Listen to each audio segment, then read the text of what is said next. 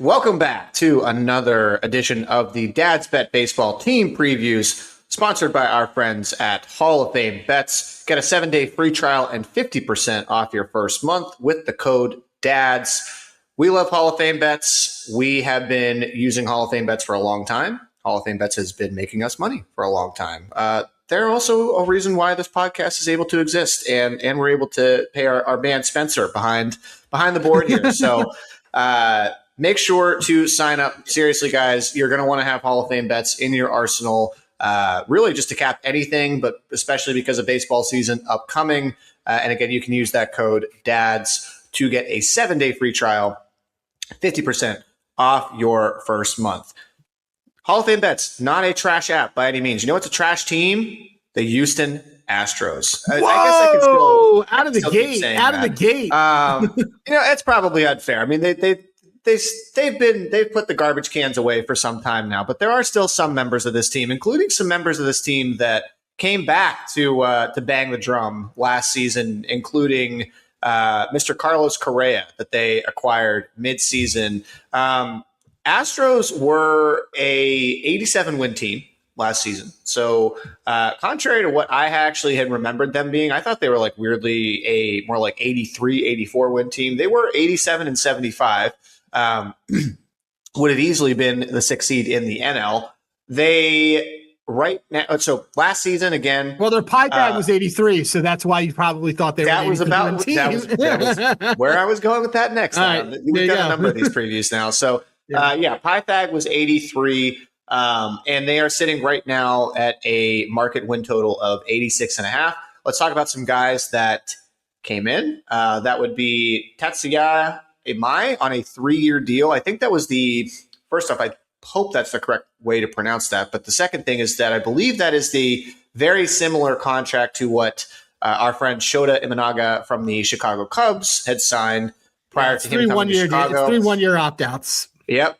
So the Bo Bichette deal, as they like to call it in the biz. Mike Burrows, like that trade for the Astros in a 3-team trade with the Rays and the Pirates. This was if you were a contrarian baseball fan, I believe this was made the same day that Kyle Tucker had signed, and people were trying to make the case that this mattered more. It didn't. Infield Nick Allen, they got him from the Braves. Doesn't really move the needle for me. Maybe for some people it does. And starting pitcher Ryan Weiss signed on a 1-year deal. They also brought back former prospect to the Houston Astros, Joey Loperfido. So the Houston Astros Reddit can rejoice because there was a pretty big meltdown over that trade 2 years ago when they traded Yusei Kikuchi, also a guy that they probably could use still in that starting rotation now. But they did bring him back. So bad as well. for Japan the other night, just so we all know it was great. That is the Kikuchi experience, though. We've all lived it. There's just starts where he is just going to look absolutely I won't keep hitting on the landfill or garbage metaphor through this podcast, but pretty bad. They also did lose utility guy Mauricio Dubon. He is a utility guy, so of course, where did he go? To the Braves. Outfielder Jacob Melton also is off this team, and Jesus Sanchez is off this team, going to the Toronto Blue Jays in that deal to bring back Loperfido. So decent amount of traction. Still a question why Isaac Paredes is on this team, and really, why is Carlos Correa on this team instead of Isaac Paredes, in my opinion. But we'll talk a little bit more on that podcast. But Adam, what was your opinion or main thought on this team? Were they more of a throw them in the recycling versus the trash last year? What were your thoughts? I hated them more last year than I did this year going into the offseason. And I think there was a week where I said to you, I think I'm into this Astros team, and I immediately got off of that. It's a very oddly constructed team that should have let go of Altuve years ago. And instead of getting rid of Altuve, there's just no. You know what's almost as bad as keeping a guy on too long? Let's bring in his old buddies from the same roster from that year. I don't know. There's a lot of, by the way, you can't move. When I remember always having trouble. So there's two guys that I would target batting wise in this game. It was Altuve and Pena, and who had a career year. And I never could get it right. If I picked Pena, then Altuve did it. If I picked Altuve, then Pena did it. Not a fun team to bet on. Hunter Brown was a lot of fun to bet on. Had some fun with Lance when he came back, but otherwise, it's not really a team that I really enjoyed going near at any points last season. Also, a team that did not have. I mean, how many at bats did we even get from Yordan last year? I feel like he 40. barely I think played. he had 46 games. Is what it looks like. Yeah. So 109. I'm seeing 199 plate appearances, 165 at bats when I'm looking here on Handigraphs. I mean, the Altuve Baseball Savant page is going to make you feel really cold, and it's because there's a lot of blue on that page for good reason. He is one of the lowest percentile guys for bat speed, hard hit rate, barrel. He's never been a guy that's also going to be like, blowing through these types of numbers. The big thing he's always been is a contact and guy that will, doesn't whiff a lot. But even those numbers were a lot, lower than he's tipped. He's usually like the 95th type percentile player. He was 74th in whiff, 78th in K percentage last year, only 61st percentage in run value. And then you go and you look at a guy like Carlos Correa, who, I'm accidentally on StatCast on Carlos Carrasco's page, so that is definitely not correct. But Carlos Correa also was somebody that not really, I mean, from an expected batting average lens, okay, StatCast would have said that he would have been an elite contact hitter. Everything else is not great on that side of the house. And so, I was with you. I think I had texted you as well at some point in this offseason where I wanted to make a case for this team because I knew that I knew we both didn't really like the Athletics.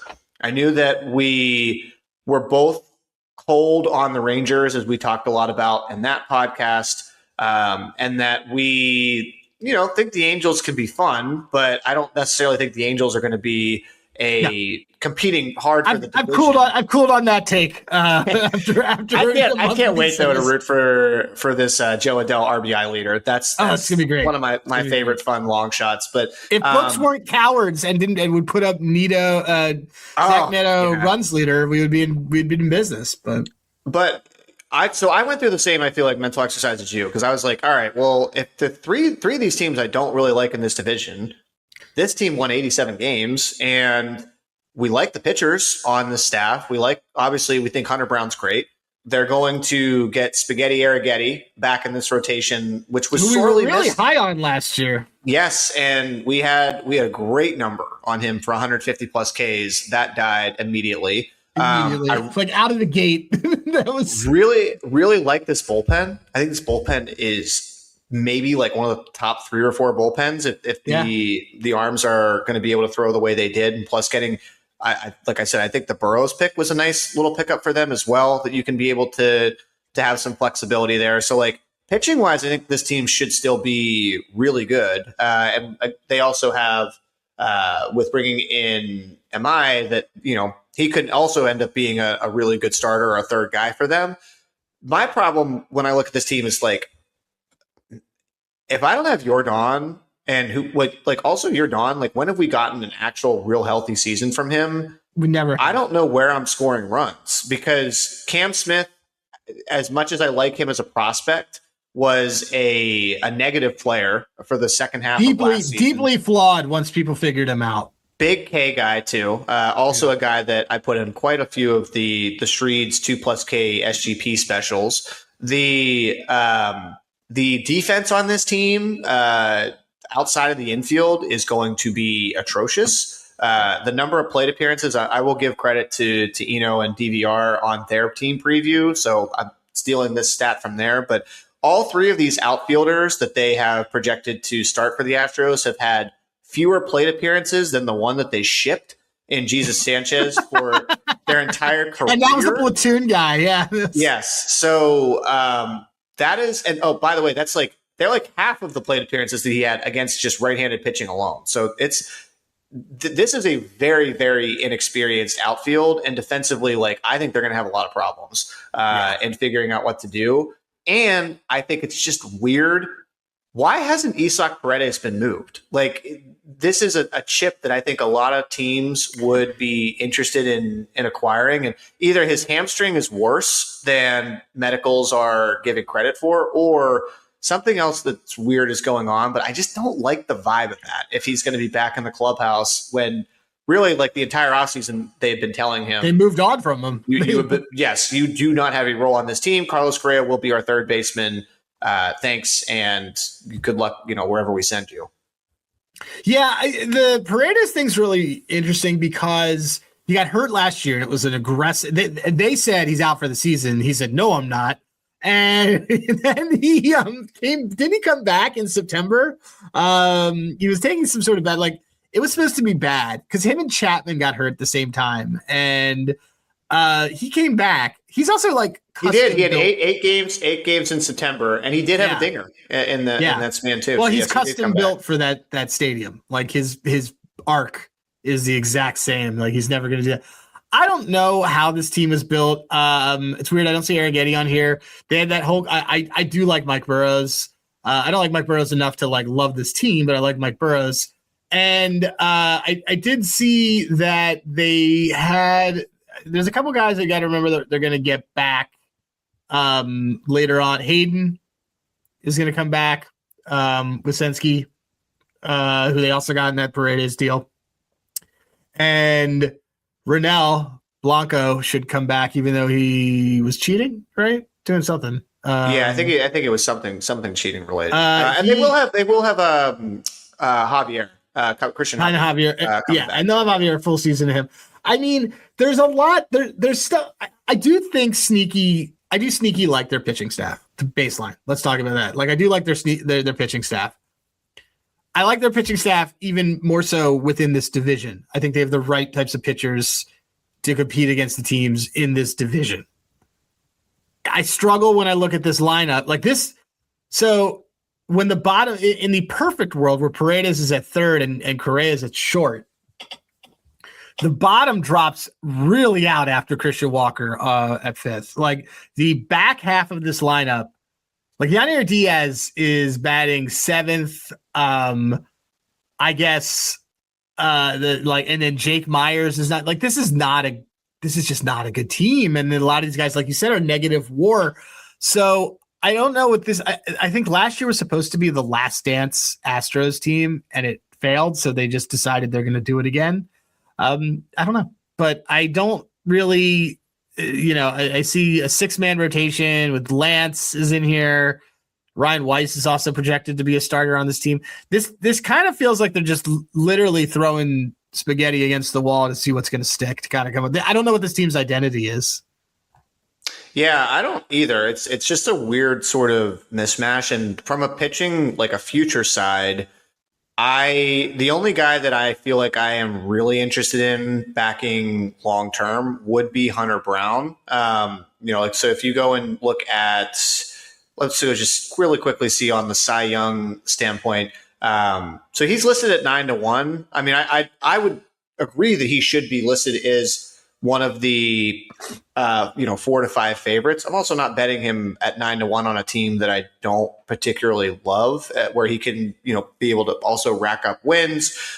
He did also have a little bit of a swoon last year where he was totally lights out. You could have actually made a really strong case for him as Cy through the first 2.5, 3 months, and then he did have a little bit of a swoon and rebounded a little bit, but not quite on the level that we saw from guys like Skubal.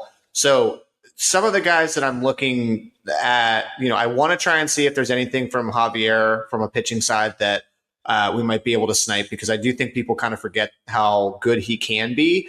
He's also a guy that game to game, you'll just get an insane good Christian Javier start.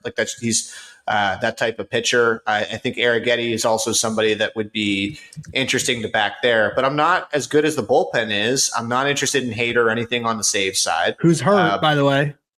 Yep. And so then if you look on the batters, so you're really banking on that one of Cam Smith, Zach Cole, Loperfido, one of these guys is going to become a plus player, because otherwise, like, not just defensively, like this could be like one of the worst hitting outfields in all of baseball. And then that also, like, I already had questions about Correa, Altuve at the plate, availability for Yordan. You got to remember too that Christian Walker at this point, he is now, what is he, 35? He apparently lost a ton of weight. 30, yeah, he'll be 35. Yeah, or he either lost weight or he bulked up. One of the two that he's expecting to rebound.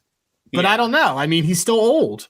Which is funny because we had his under RBIs last year, which if you I don't know if you remember actually cashing this one. We hit that literally. It was 88.5. It was 88 that he had for the entire season. So not the same guy I think that we were used to seeing the last couple seasons in Arizona, but it's just it's an old team with prospects that I'm not particularly inspired by. And if you go, you got to love when you go to Baseball Savant and you go to filter by top 100 prospects and you get the coming soon message, because that's what you get when you hit the Astros. And that means that, there's no prospects in this pipeline either that are going to be able to come in and add some sort of injection in the middle of the season. So I guess, like, is Cam Smith the only guy that you could even try to make a case from a hitting lens to take a season-long future on? Didn't this team have Ben Gamble on their team at one point last season, like hitting balls? That's bad. I was also sorry. I was looking at Christian Javier's Baseball Savant page, and it's been a little bit of a regression since 2022, but obviously he got hurt, and he's still very good. I think this team kind of lives and dies by Yordan and Cam Smith. Because if Cam Smith can put it together and be like a talent that he is, then it's great. And if Yordan can play 140 games, like, I don't even need him to play the whole season, but if he can play 140 games, then that's going to change things. But otherwise, this could be a very bad team. This could be a 77, 70. This could be as down as like a 74 win team. Yeah, I mean, my favorite guy to fade is Mr. Altuve in here. I was also looking at, by the way, Mike Burrows. Mike Burrows has been electric this spring. 30% K rate, 14% he's been rate, really, really good. 33% whiff rate. Jeremy Pena. Pena, I apologize to the Jeremy Pena household out there. He's a plus player for sure on this team. But he's very hurt. Yes, but to that point, he is very hurt. He is not in that, like, your projected lineup right now, if you are starting the season, which I also, by the way, think this is hysterical that Paredes is still listed in this starting lineup. But you've got Altuve leading off, Alvarez, Paredes, Correa batting fourth, Walker, Loperfido, Yanier Diaz, Zach Cole, and Jake Myers. Like, that is rough coming after Paredes on, and that's not even like the top of a lineup where I'm like, oh shit, like, all right, well, gotta make sure that I'm pitching around these guys to get to the bottom of the order. Like, that's all you got to do. I mean, they're not going to be able to throw over Altuve. They're not going to be able to turn over that order. We're going to want outs over for opposing pitchers because they're going to crush through them on the second and third innings. They're going to just not have to throw any pitches because, like, they're going to just get through this back half of this order like crazy. It's nuts. Yeah, this is a team total under, like, day to day until they can kind of figure out, or we see some life from Smith. Like, but I'm very curious to see, like, if you're getting earlier in the season, like, some fours on them, or like decent plus money at 3.5 on some of their early games, like, I'm all in on betting unders here. I am all in on betting unders there. I'm also all in on fading Jose Altuve. I have him in an underdog entry, a year-long underdog entry. I took under 20.5 home runs with Brandon Nimmo, under 21.5 home runs. I don't believe that the Altuve one's even available anymore. I think it's like 19 now or 18. But let me see what else there is. That is his batting average under 265, which would be higher than Oh, are you serious? Which would be, wow, it's higher than George Springer's. So funny you brought up George Springer, because I was literally just about to say, I was like, you know what? The only way this team from a hitting standpoint is going to succeed is if they get a circa George Springer Toronto Blue Jays 2025 season from Altuve. Yeah. Like that's, but they're not. But they're not. That's all the what they metrics have to get. But he's been regressing every year. I mean, he was a 6.9 WAR player in 2022 when they won the World Series. 4.1, 3.9, Yeah. 2.1, and super limited when you guys are listening to this for spring training. But he's looked like shit in spring training. I think too. Okay, so what do you think of it? I kind of like this under 265 for the season. What was his expected? Yeah, his expected last year was 245. Like, okay, yeah, this is bad. It's 265 was the average. The batting average. Yeah. Oh yeah, I mean, he hit 265 last year with a 245 expected. Yeah, I'm gonna take this. That's my. I'm under on the wins, and I'm under on this. That's my. I'm not interested in buying any Hunter Brown. Sadly, I mean, day to day, sure. It's too, the price is just too juiced for me. Like I think Hunter Brown's great. This says nothing about his abilities or that I think he isn't worth betting on, but I'm not taking him at 9-1 as my price. If anything, I'll wait and see if he gets, he did have, I think it was a couple of years ago, like he had low key, by the way, Hunter Brown, I think has a record for most amount of hits given up in a start in the first inning. I think it's like he gave up like 11 or something hits to the Royals. I like distinctly remember this because he's like a bad Nerfy pitcher.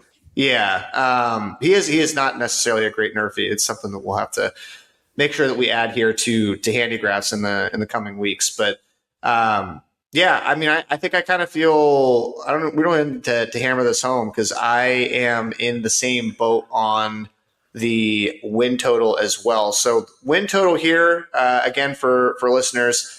86.5. Adam, you are under this. Yeah, God, it's so high. Yeah, I'm under it. I'm just looking on. I know. I feel like I was like just giving on the previous when we recorded McKinnis some shit about the Toronto number being so high. I think this is so also like the Mets. So it's juiced, but the Mets to have more wins than the Astros is only minus 145. I wouldn't play that. Just saying, it's a little bit more tough. The Yankees is minus 200. It's just interesting. Like this 86 is really high.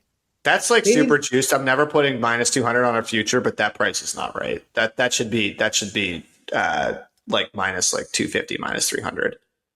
This is wild. It's just wild. That's wild to me. Oh man, Yankees floor is going to be like 84, 85 wins to me. Like this team's floor could be like I can see a scenario. I'm not even kidding. Where this team wins like low 70s, and it wouldn't shock me because it's really bad. Well, what's the band? This is an old team, and it's a team that needs to recoup some prospect capital. Let me see. Okay, so plus 155 for them to have a losing streak over 6.5 games. Oh, I definitely like that. I'm into that. Let me look at I want to see if they have. How many times last year did they do this? How many times? And you know what though? Okay, but my only pushback there though is we do actually really like the starting pitching in the bullpen, and that's like you can win a stupid game like that. Just it's really is Hunter a stopper for them? I'm looking. I'm having a Optimus look. 0 is what it I don't says. hate 79 or fewer as plus 320 as a bet. If you want to like do like 79 wins or fewer.